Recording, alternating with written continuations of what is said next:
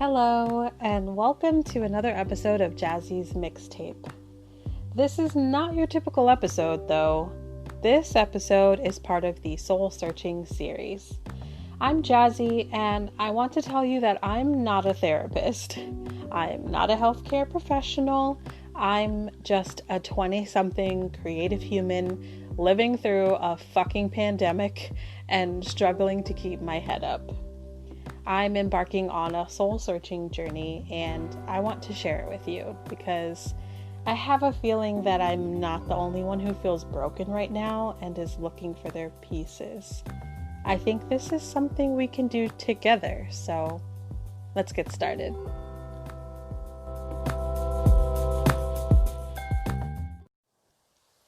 Hello everyone, welcome back to the Soul Searching series. Today I want to share with you my journey with yoga and meditation. But before we get into it, I do want to mention two things really quickly. The first thing, I know that we are in the thick of the Black Lives Matter protests, and I've been very vocal about it. I really want to urge you all to stay vocal about it. Don't stop talking about it. Keep donating. Keep protesting. But I'm also an advocate for mental health, and I'm very aware of how overwhelming this all can be. So for those of you who may need a break from that, this will be the last time that I mention it this episode. So hopefully you feel recharged and able to continue fighting the fight after you listen to this episode. The second thing that I want to say is just a quick trigger warning.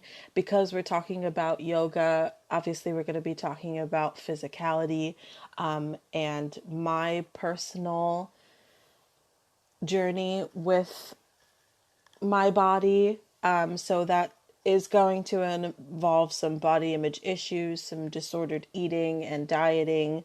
So if any of those topics make you uncomfortable or you just want to prepare yourself for hearing it, that is your trigger warning.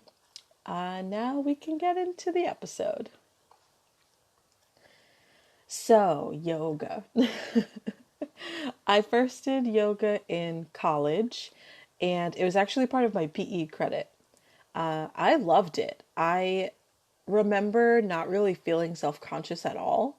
And I think that was mainly because I was among friends, and it really wasn't challenging at all. It was a super easy class.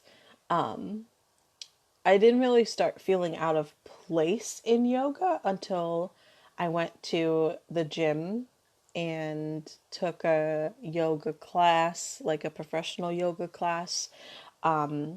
And I felt really out of place, not just as a plus size person, but as a black person. I just did not feel represented at all in the yoga space. Before I get too much into that, I do want to talk about my history with fitness and dieting and weight loss, because that kind of plays a huge part in my journey.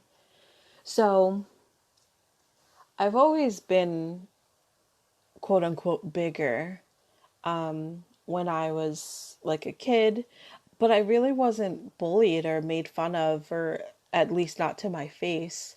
It wasn't really until college when I was focused on performing and being on stage in front of people that I started hearing comments about my body and physical appearance that really upset me and shifted my mindset.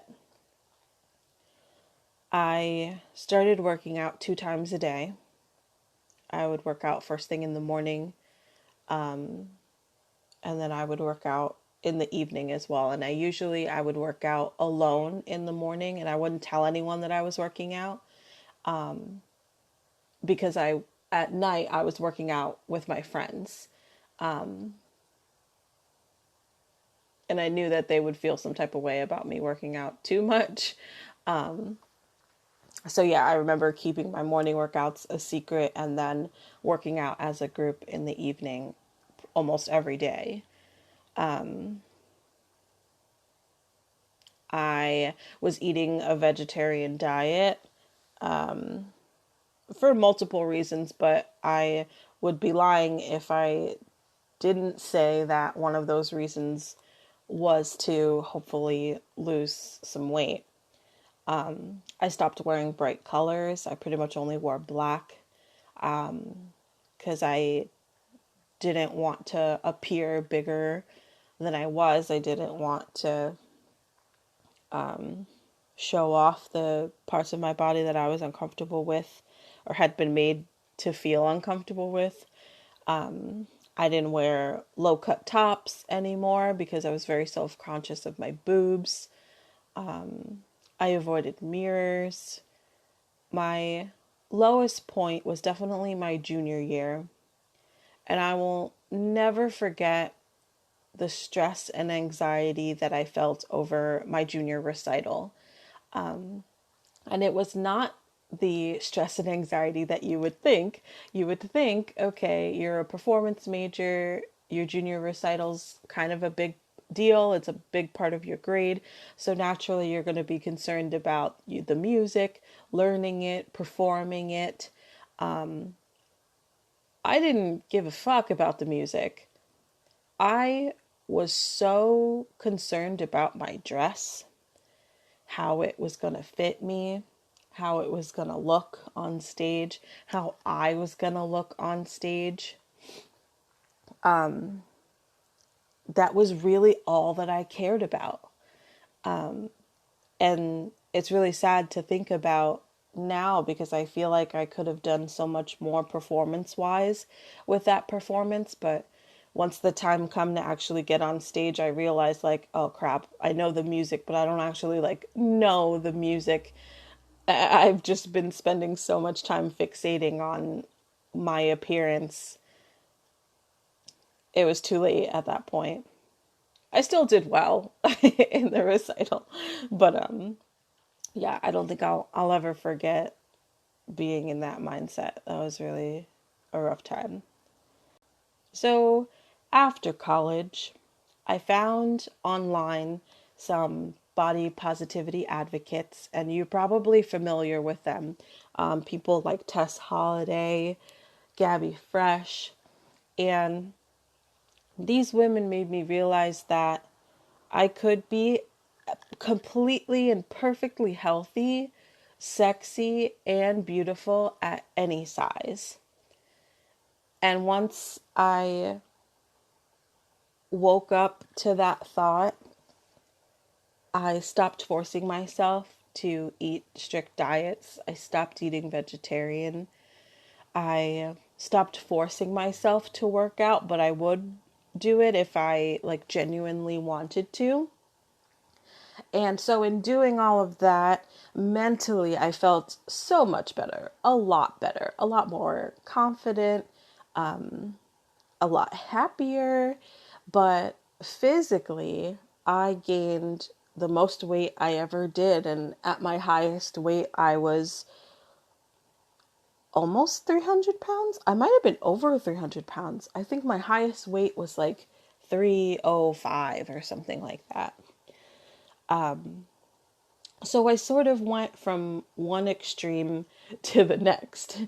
I went from working out twice a day and only eating specific foods and hyperfixating on my appearance to not caring at all about my diet, only working out when I really wanted to, and being super confident in my physical appearance, even though I was bigger. It wasn't until 2017 that I started trying to find a balance between those two. I started working with a personal trainer. Actually worked with two different trainers. So the first one, both of them I enjoyed working out with. But the first one, I just couldn't keep motivated to stick to their meal plan. I was having a really difficult time finding a balance between sticking to his plan to get me to lose weight, sticking to the meal plan that would help me lose weight, and not depriving myself of the things that I enjoyed, and thinking that I could only eat 100% perfectly clean food. It just felt too much like my college life. I didn't want to force myself to do that anymore.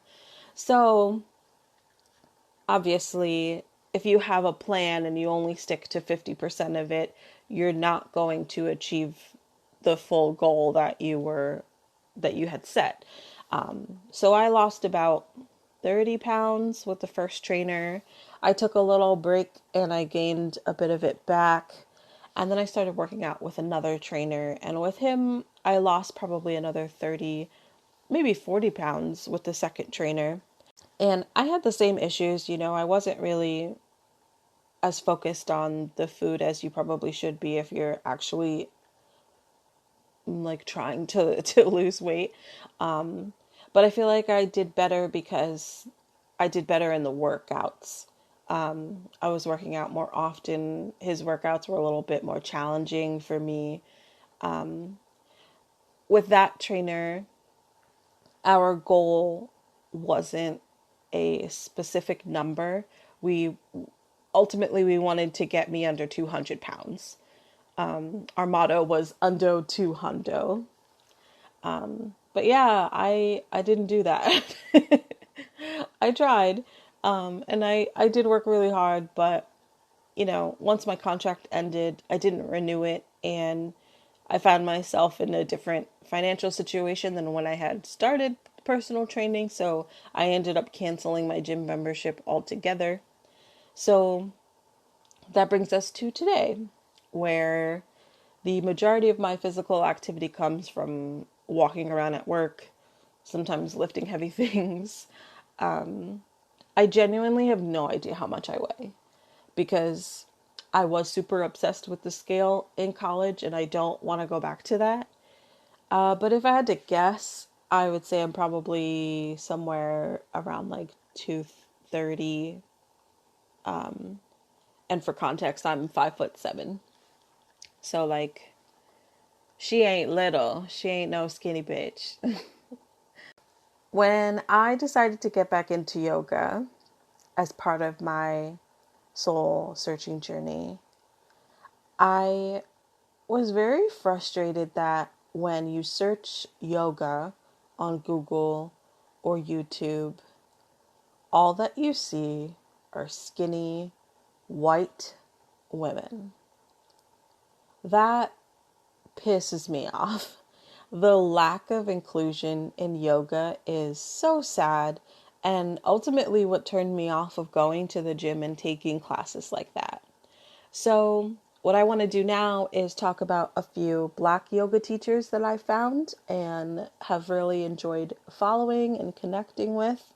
And hopefully, if any of you that are listening to this want to get into yoga, or maybe you're just looking for a more inclusive space for yoga, this episode will be posted on YouTube as well. So I'll leave links to all of the people and videos and Instagrams that I'm about to mention in the description box so you can check it out for yourself. The first yoga teacher that I want to talk about is Jessamine Stanley. I love her so much because when I found her, I think I literally cried when I found her because she looks like me. She is a plus size queer Black woman out here doing yoga like she just was born doing it. I remember looking at certain poses that require so much strength and flexibility and thinking, oh, I've got to lose like 100 pounds to even attempt to do that. And she's out here telling everybody, no, like your body is capable of doing all of those things. And she is so inspiring. So I'll link to a beginner yoga video that I love of hers. She moves a lot more slowly and really sinks into the poses, which I find to be absolutely perfect if you're a beginner yoga person. It's also really nice to do first thing in the morning when your body is kind of stiff. I don't know, maybe I'm just old and my body's stiff in the morning, but it's really nice that she takes it a little bit slower and spends more time in the poses. You really get such a nice stretch. I can't explain how nice it is to be on my mat watching a video of someone who looks just like me on their mat. Because if I would always find myself trying to follow along with these skinny white women and feeling like, well, my body doesn't do that. Like how can I do that? She also has an app called the Underbelly Yoga. It's super easy to use. The videos are great.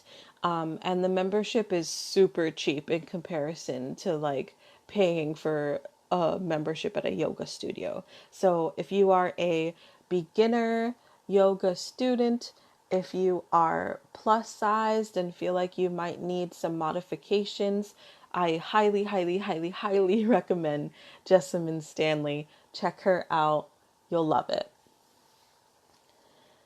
Another beginner yoga video that I want to talk about is made by Carrington Kernodle. I'm not sure if I'm pronouncing her name correctly, but she is another Black yoga teacher. I love seeing women of color doing yoga. Now, Carrington, in the video that I want to share, she moves more quickly than Jessamine through the poses. And the harp opener video is the one that I'm talking about. That flow is a lot more up and down. And because it is a quicker pace, your heart rate will go up, especially if you're a beginner and you're not used to moving like that. So while it is still a beginner friendly video, I think for me, Jessamine's flow and videos represent where I am right now. And Carrington represents my goals with yoga and where I want to be. I want to be able to flow through flow through her poses at the same speed that she does, with the same strength that she has. So yeah, I like mixing it up and doing both in my yoga routine. But yeah, Carrington's video is still beginner friendly poses. There's really nothing complicated or too challenging. It's just the fact that it's faster and there's a lot more up and down. So you will feel your heart rate rise a lot more than you might in Jessamine's videos. But definitely check out both. And the last facet of yoga that I want to talk about is Sisters of Yoga on Instagram. Sisters of Yoga has filled my Instagram feed with women of color doing yoga, talking about yoga, talking about mindfulness and healing, and seeing women of color in that space has just been so uplifting and so confirming of the fact that we really don't talk about mental health enough in the Black community. I personally believe everybody should be in therapy, but I think Black people should be in therapy twice a day. And I'm just going to leave that there. But the founder of Sisters of Yoga is Felicia Bonanno. And on her personal account, she does these sound baths with crystal infused singing bowls. And that is going to lead me into the second part of this episode, which is meditation. Meditation, like yoga for me, is something that I've tried before. I've tried it on different occasions, but I just couldn't really make a habit out of it because I didn't feel represented in the space. I didn't really feel like I belonged there. These sound baths that Felicia does, they've helped me realize so many things. One, they've helped me stay focused while I'm meditating. I feel like I can maintain that meditative state for much longer with the singing bowls. I feel a lot more connected to my chakras. If you don't know what singing bowls are, they're bowls when you hit them with a certain instrument, they ring a certain pitch, and each pitch is representing one of your chakras. And as a music person, that just like feeds my soul. I really connect to that. So listening to the sound baths has helped me stay focused, but it's also kind of helped me to realize that the lack of focus in meditation is just as important as your focus in meditation. The lack of focus that you may have will really make you aware of what your true concerns are. Because when you're meditating, you're trying to quiet your mind. You're trying to just that, you're trying to quiet your mind. And when you have so many little thoughts buzzing around, those you can much more easily sweep away than the giant bricks that are sitting in your mind. And so in meditating, I found that I can sweep away the little buzzies, and then the huge bricks they're right there in front of me. They're not hidden anymore. So yeah, that's been a huge improvement for me in regards to my mental health and awareness and just understanding where my thoughts are. I've noticed that being the anxious person that I am, I hold my breath a lot, just like throughout the day, just like living my life. Not really doing anything special. I could just be like sitting on my bed watching TV and I'm holding my breath. I hold tension in my shoulders. And so these breathing exercises and taking the time to do that throughout the day have really helped me get back into a flow of breathing after a day of literally holding my breath. So, what have I learned? For me, yoga is more of a spiritual thing than a physical thing. Like, yes, it involves my physical body, and I do feel how the movements and poses can change my body over time. Like when I first started doing yoga, I couldn't stand or I couldn't stay in downward dog for longer than like a few seconds. Now I can stay for like a few breaths, and that's because I have more upper body control. But it's not really about working out and being fit for me.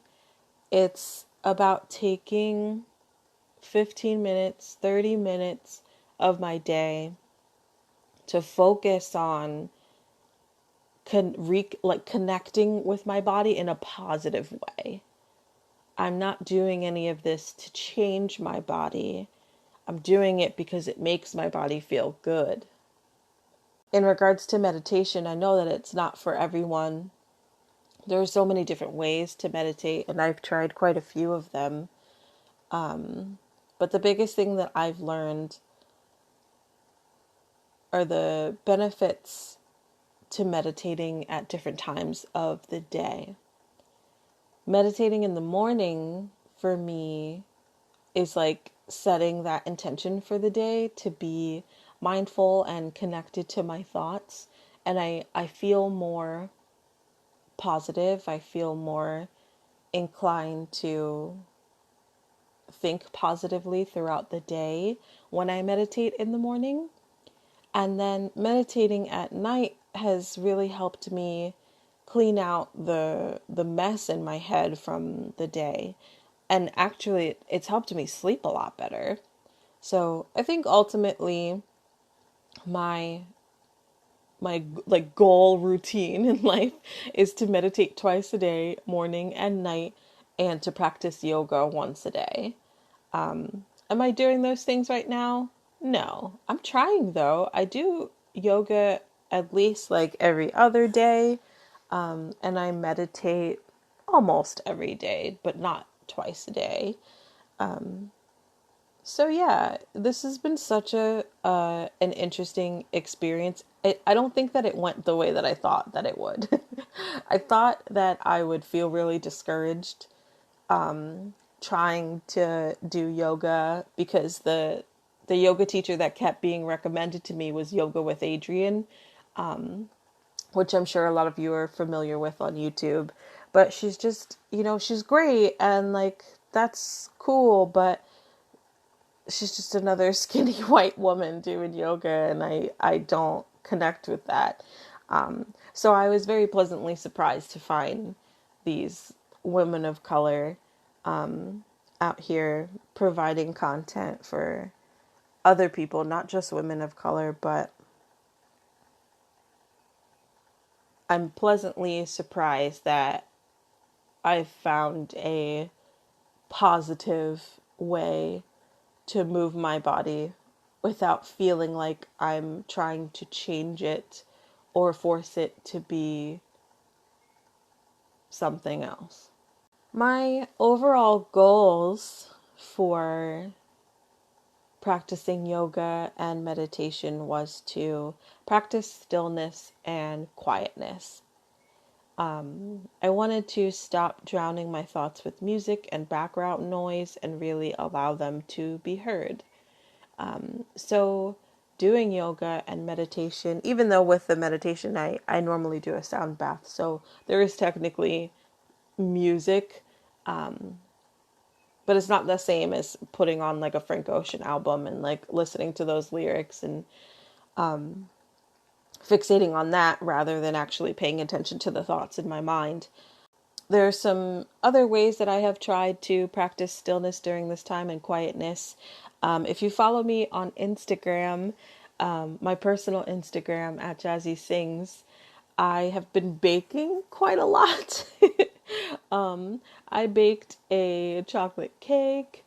I baked a pineapple upside down cake. I made an apple pie like from scratch. I've never made a pie in my life and it was delicious. But I really enjoyed just being in my kitchen like in the early morning with the window open, listening to the birds, feeling the breeze, and just quietly making my cake.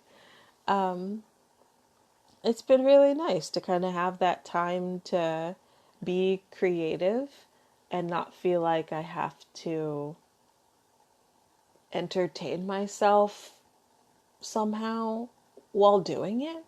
I don't know where this culture came from of like playing TV shows in the background when you're trying to get work done. Why do we do that? Why? Like it serves no purpose and it's a waste of electricity, honestly. But yeah. I've also been sleeping without the TV on. And when the first night I slept without the TV on, yeah, it took me a little bit longer to fall asleep. But let me tell you, that was the best sleep I had in so long. I felt amazing the next day. So, if you're someone who sleeps with the TV on, if you need noise, try a fan, try an essential oil diffuser or a humidifier. Those things all make noise. They have that light hum. I highly suggest that you try sleeping without your TV on. It makes such a difference. I understood my dreams more, like I remembered them more because I wasn't being influenced by what was on the TV. You know, like when you're watching, like let's say you're watching, oh, I'll give you an example. So there's a specific episode of Bob's Burgers that I have to make sure I'm nowhere near when I go to sleep because without a doubt, every single time, if it plays while I'm asleep, I have a nightmare. And it's the Wonder Wharf episode where Bob gets kidnapped or whatever and he's trapped under the pier. And like it's Bob's Burgers, so it's very silly and lighthearted, but the music, something about it in my dream state is just absolutely terrifying and it gives me a nightmare every time. So, yeah, it's been really interesting to wake up and remember my dreams and have them just be exactly what those dreams were, not at all influenced by the TV show that I was watching that night.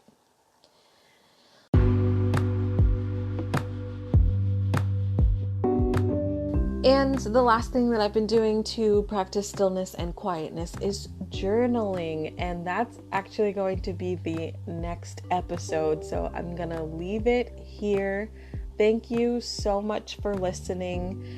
If you are on a yoga journey and you have any tips for me, if there are any teachers that you want me to check out, please share that with me. I would love to hear about that. You can follow me on Instagram at Jazzy's Mixtape, and like I mentioned before, at Jazzy Sings. Also, if you're on your own soul journey right now and you want to share some things that you've discovered, please feel free to use the hashtag the Soul Searching Series. I will be checking that regularly.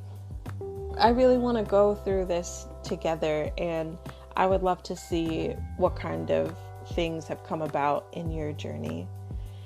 Like I mentioned before, all of the episodes will be on YouTube, so make sure you head over there and check out the description box for links to everything that I have mentioned in this episode. That's all for now, friends. Wishing you light and love, good vibes, and good tunes. See you next time.